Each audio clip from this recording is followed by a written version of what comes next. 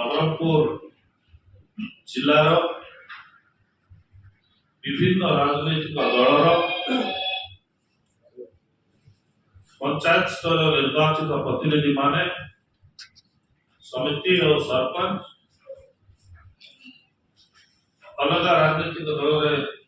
निर्वाचित होइतिबा सभ्य माने आज तांकर इस्तफा पत्र देइछंती एवं ओडिशा मानवर श्री नवीन पटनायक विजु जनता दल सभापति नेतृत्व को स्वीकार करी विजु जनता दल में सामिल होगा समस्ते एकाठी होती आम सागरे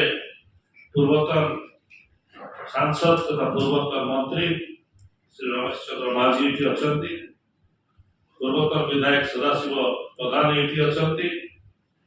आम जिला सभापति तथा विधायक श्री मनोहर रंधानी ये अच्छा आम जिलार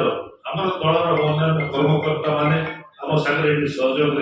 समस्त उपस्थित अच्छा आम निश्चित भाव में समस्त को स्वागत करवा अन्य दल आसी विजु जनता दल में सामिल आम आशा करवा नवरंगपुर जिला संगठन को मजबूत करने जो बंधु मैंने आज विजु जनता दल में जोग देते सहयोग निहाती आम बहुत सुदृढ़ हम दल सुदृढ़ हम आग को आम चेष्टा करवा कि आम संगठन को आग को बढ़ेगा एवं आगामी दिन में विजु जनता दल को नवरंगपुर एक नंबर दल भाव गढ़ी करवा चेष्टा करवा।